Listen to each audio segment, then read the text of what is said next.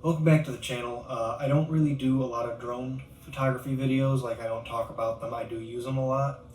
But I want to do a little update video with all the news that's going on with the drone ban. They are banning DJI products and other ones that come from China. So I just want to start off by saying I'm by no means a professional in any sense of the legal system. I am just sharing my opinion and my understandings from what I'm reading from articles and from other people. So in most of my photography, I mainly use the DJI Phantom 3 standard. Reason being is it's old, it's easy to repair, it carries my 360 camera if need be, and all around it's a pretty robust drone that I've crashed and it just bounces right back. I was hoping that during this ban that they would be allowing older products like the Phantom 3 and the Inspire 1 to stay around. However, with recent updates, it seems that they are putting a ban from the FCC for communication on DJI products. Now, this is kind of where it gets a little more under the table on their wording, because that spans out farther than the drone community. DJI mics, DJI Osmo with Wi-Fi to your phone, the drones, and more products of theirs use Wi-Fi or other communications that would fall under this FCC regulation, which would inhibit them to not be used anymore.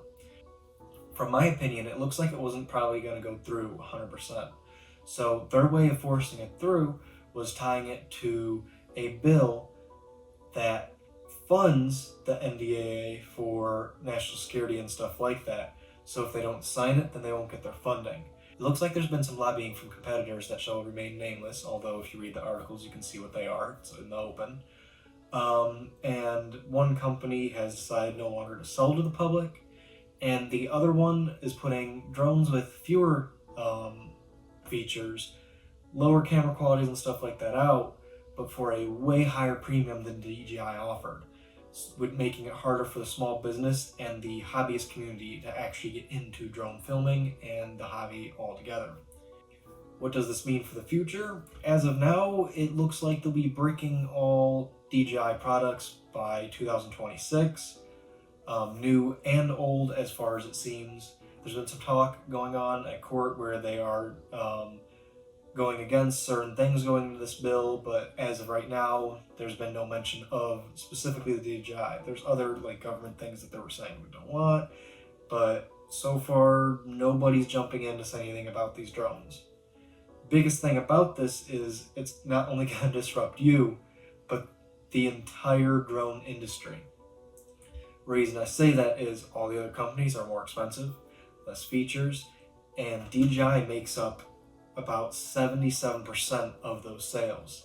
So you're taking 77% of the drones that people own away, which is going to flood the market for more demand and make the prices go higher on all products. So if you think they're high now, just wait. What does this mean right now? Well, it's hard to say.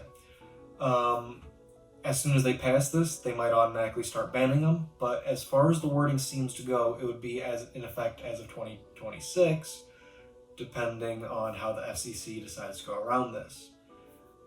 There would be hefty fines by if you go to fly them without, if they don't fully brick them, which I'm not sure if they would, because I do know there's like the geomeshing where you can't take off in certain spots and it's restricted. So I don't know if they're just going to send something out like that fully restricts these drones from flying, or if you'd still be able to fly them, but then you'd be going against the FCC and some hefty fines by doing so. If I'm getting any of my facts wrong, if you don't mind popping down in the comment section and correcting me on how I'm reading things. Like I said, I'm no professional, but I'm just taking what I'm seeing and putting my own opinion out here on my translation of the documents. The FPV community. That's another one that's going to be probably harshly affected.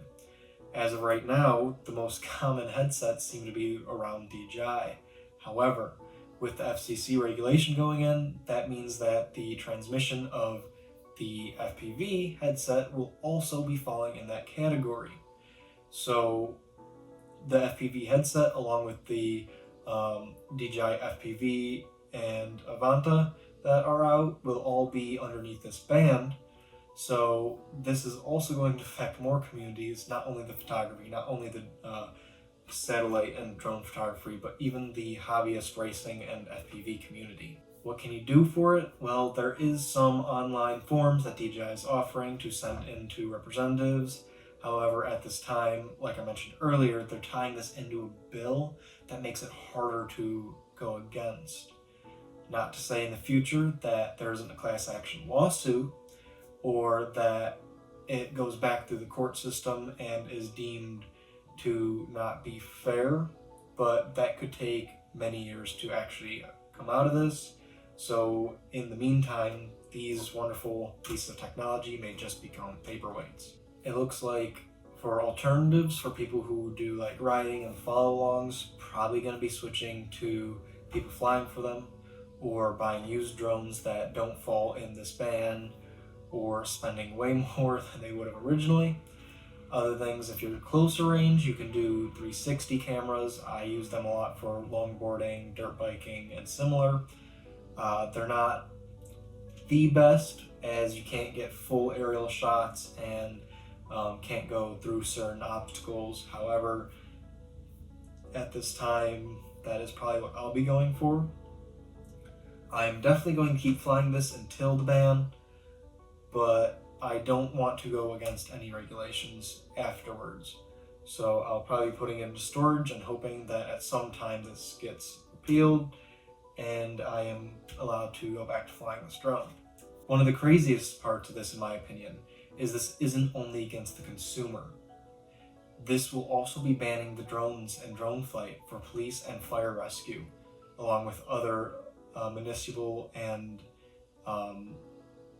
government sanctions.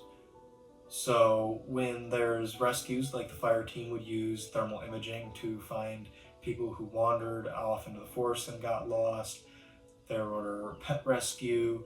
There's been building collapse searches and searches during storms, and we were able to put these drones out instead of putting our own people in harm's way.